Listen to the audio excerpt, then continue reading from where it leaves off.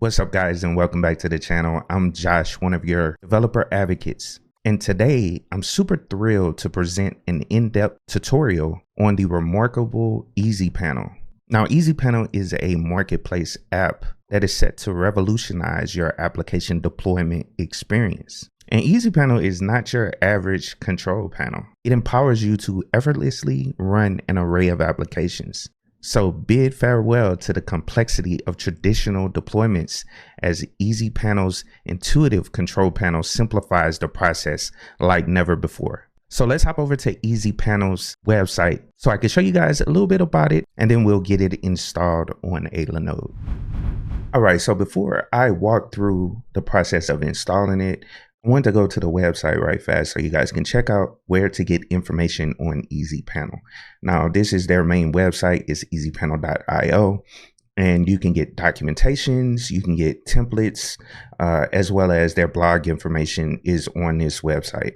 And also the installation, how to deploy apps, you know, all that information is here. And I just wanted to kind of cover it just to show you guys where to get information in case you need it.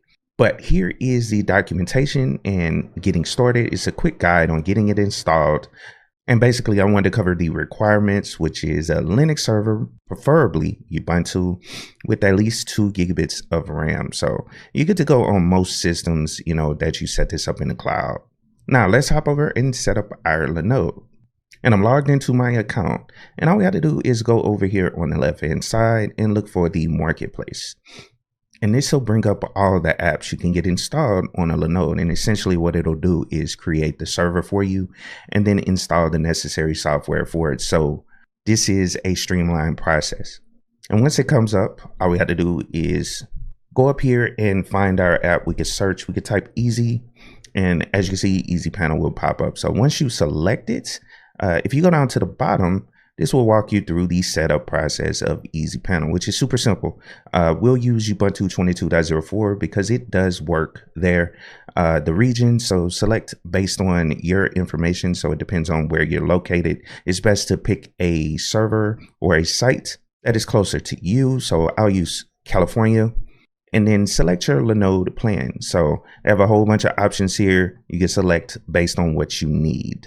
I'll just go with the shared CPU and I'll use a Linode 2 gigabytes, which will give us that base requirement for Easypanel, which is 2 gigabits of memory.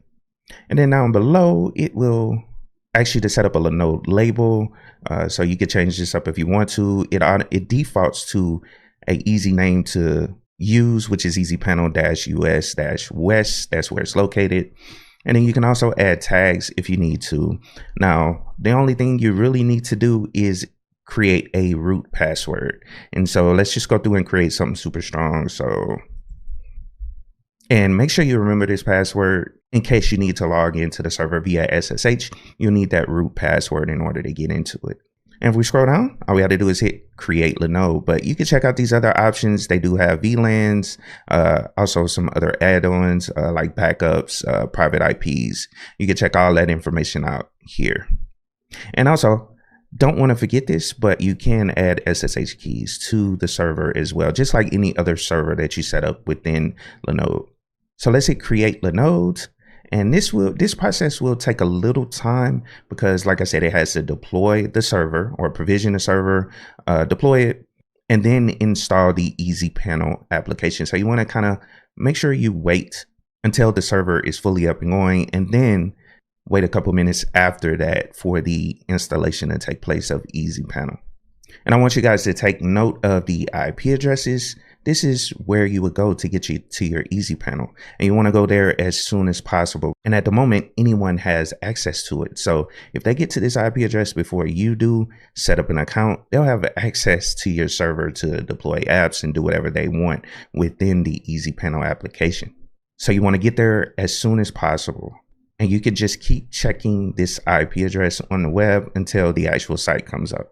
All right, so it's been a couple minutes and let's go down and check. So what I'm gonna do is copy the IP address of the server and then I'll open up a new tab and then type in that IP address, and as you can see, it'll pop up with the connection is not private, and that's because we don't have any certs on the server. So all you have to do is hit advanced, and it all depends on the browser that you're using, but they should be an advanced somewhere down here where you can proceed to that IP address, and it'll just warn you that this server doesn't have a security certificate on it and it's not trusted.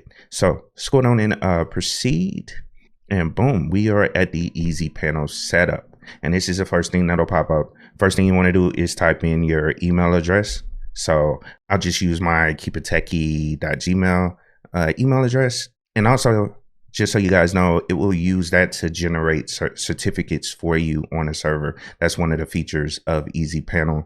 And you can change up that email address that you want to use for those certs.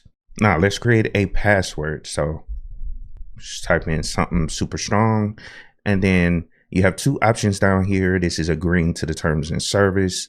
And then also you receive updates from Easypanel. I'm gonna uncheck that for now and just hit setup, but you could definitely leave that checked.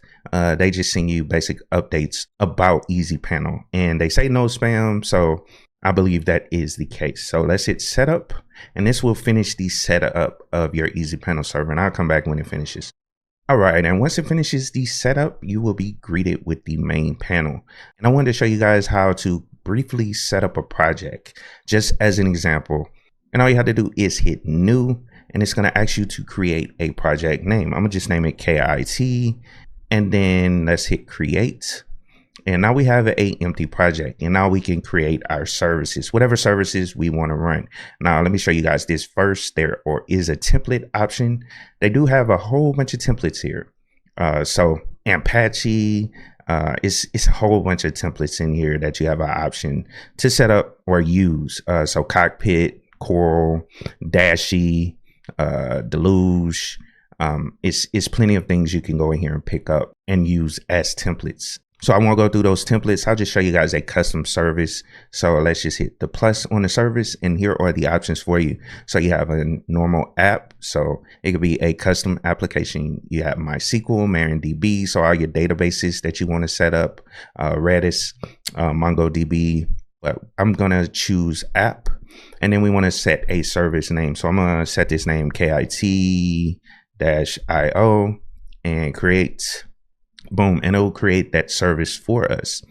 Now we have to configure that service, and I'll use GitHub because I already have a repository set up, and this is just mainly setting up a website. You could deploy a quick website right fast using this. So if your repository is public, then you could just type in the information for that repository. And I do have one under Keep It Techie. The repository name is kit.ao or kit.ao. And then you want to select your branch. So this is main. And then just put a forward slash for the build path. And this is only useful for mono repo, but just go down and put that forward slash.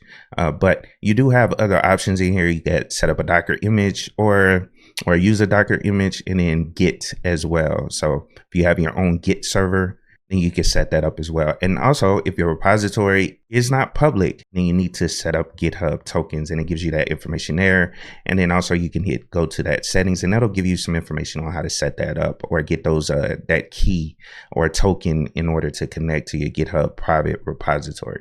But I just went on and set it up as public for right now, just to give you guys a quick look of how to set up a service. Now, down here at the bottom, you can set how you want it to build. So you can use Dockerfile, Heroku build pack, Paquito build pack, or an Nix pack. And I'll select the Nix pack option. So let's hit save there. Boom.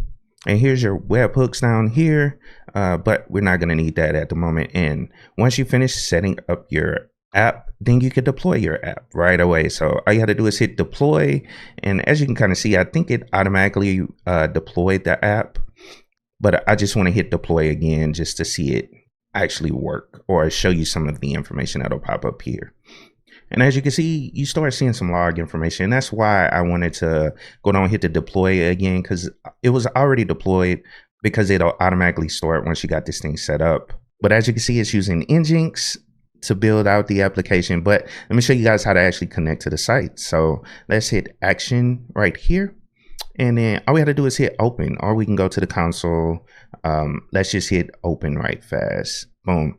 And I just created a quick HTML file that has a clock in it. And this is just straight HTML with a little bit of JavaScript, and it just creates a digital clock. I just wanted to show you guys how quick it is to deploy an application. And this is all hosted on my GitHub as a test HTML file. Now let's go back over here. And you can see that information is being logged, and you can see everything. You can see the connection to the actual app. All that good information is there for you. Now, just show you some of the quicker options, but you can stop it here under action. Just show you guys again, but you can do a force rebuild. You can do an auto deploy. You can go into the console, like I was saying, and you can also destroy the service that you created. And now let me show you guys a little bit more about Easypanel. You can go, I went back to the homepage.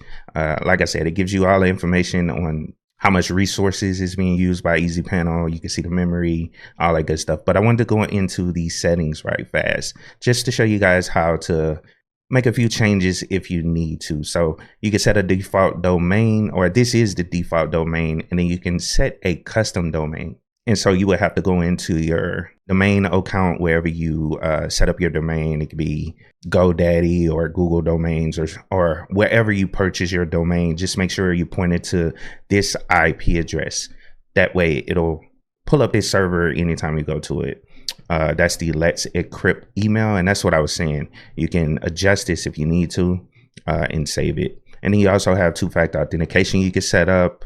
There's GitHub, that's your GitHub token. You can add that there. Licensing, users. So if you have multiple users, you need a license. In order to have multiple users, then, you know, backups, you need a license as well for that. And clustering, I believe you need a license for that as well. But I just wanted to show you guys the quick access to all your settings. They also have a dark mode just to make it look a little better. And then also the help, and then you always will have your IP address up here of the server. So you can copy that, put that wherever you need it to point to this server if need be. And then also I wanted to show you guys, you can get some help here. So that'll take you right to the documentation, feedback and roadmaps, changelog, and their Discord in case you need it. All right, folks, so that wraps up our Easypanel tutorial. And with Easypanel and Linode by your side, you now have the power to run any application with ease. So go ahead and unleash the true potential of your applications with Easypanel.